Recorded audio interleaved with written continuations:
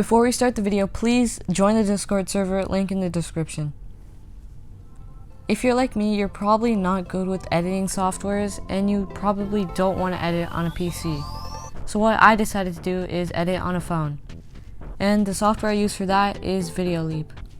Now the reason I choose VideoLeap is because 1, it has more layers, 2, it has keyframes, which is basically like editing and animating, and 3 is effects, and 4, there are just better transitions on VideoLeap. Now jumping into new software might be a little hard, so I'll take you through the steps of editing. Now the first thing is just layers. As you can see at the top of the timeline, there are a bunch of layers. This is just a VideoLeap picture, and this is the video I just edited for you. There's a check mark and a phone, which I both made in an app called Fonto. Now the way you actually make layers is by clicking the mixer icon, which is at the bottom. It looks like a photo image basically.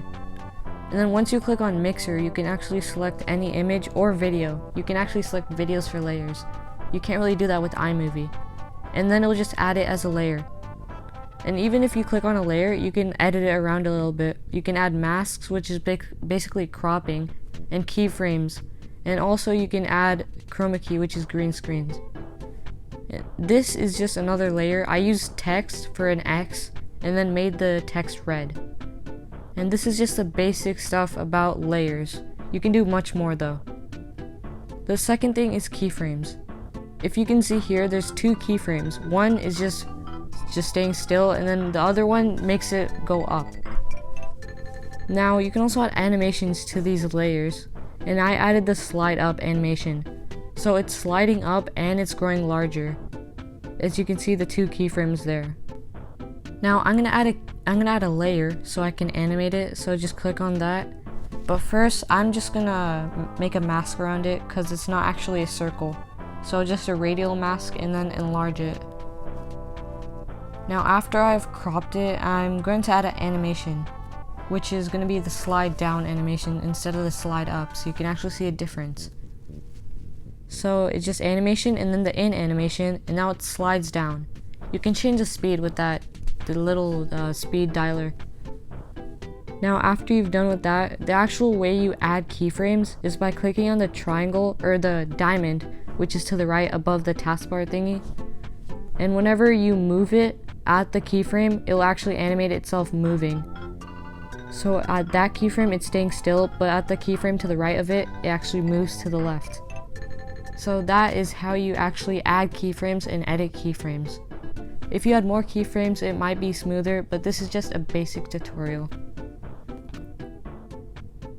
The third thing I want to show you is effects. Now you can add effects as a layer. It kind of acts like a layer. You can do anything with it. You can add masks, you can add keyframes to it, but it's just at the taskbar. If you scroll right, click on effects.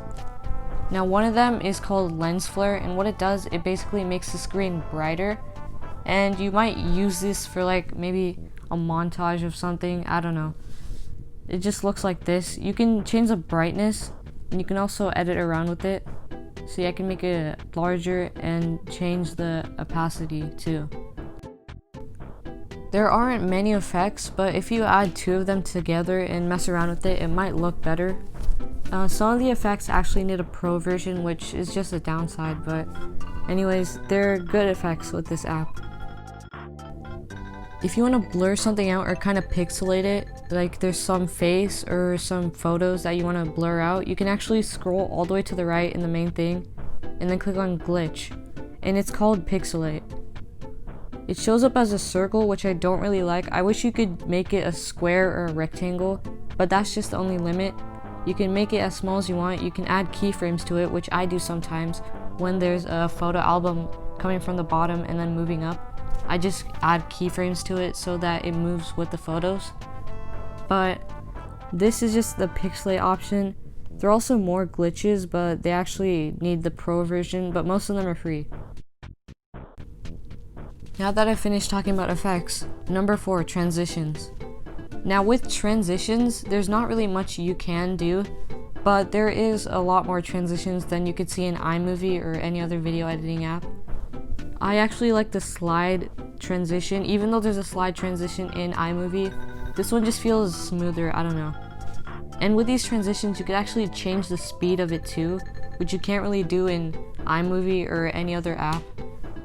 And over here, if you move it all the way to the right, it'll be really slow. As you can see over here, it's just moving really slowly. And you can also move it all the way to the left, which is just really fast. Now, there's a lot more transitions, but they might need the pro version. Half of them need the pro version and half of them are free.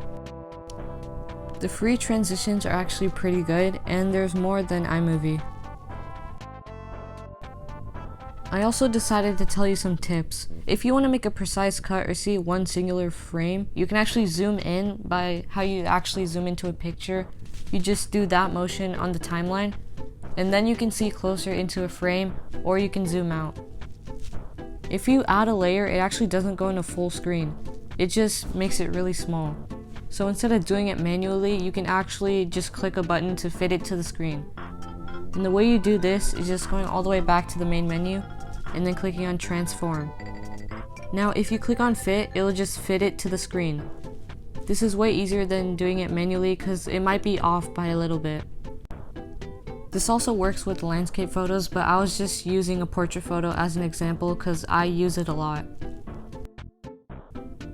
One cool thing about Video Leap that I don't see in other editors is that when you move or trim something to the red line, it actually snaps to it, so it just makes more precise cuts.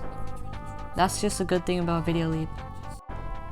I haven't messed around with this canvas option, but if you accidentally put in a picture which isn't the right size, the Video Leap might just think that your video is going to be that size.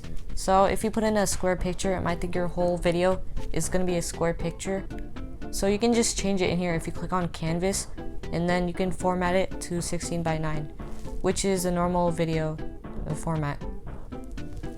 Now if you see at the bottom of my screen, there's a sticker button. And over here, you can just choose stickers to add to your video.